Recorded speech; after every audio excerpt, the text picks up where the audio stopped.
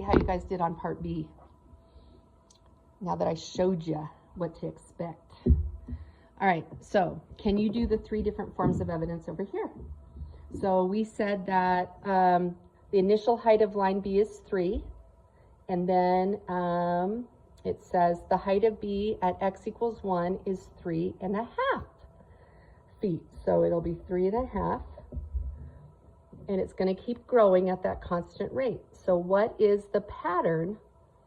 What's happening? We're adding a half, right?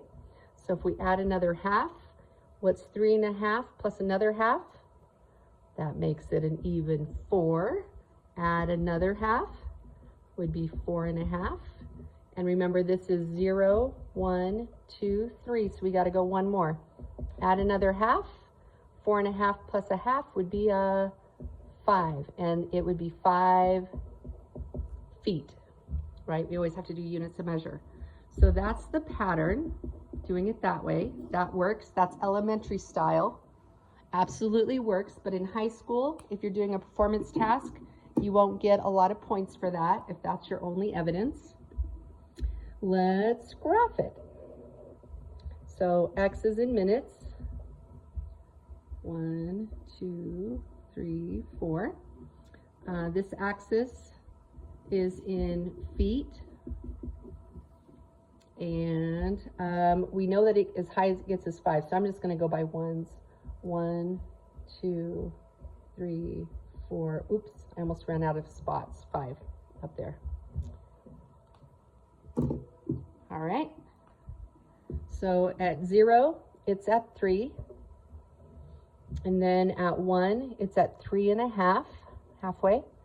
At 2, it's up at 4. At 3, it's up at 4.5. And at 4, it's up at 5. I'm drawing right through my work. So that is line B. If we went up 4 and over, we would see that it's at 5.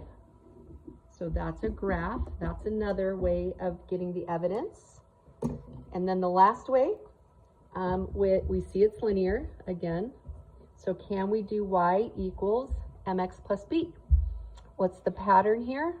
What were we adding every time? It was a half x plus, and at 0, it was up at 3. So we can use that and plug in a 4. 1/2 of 4. Half of 4 is 2. 2 plus 3 is 5. Voila!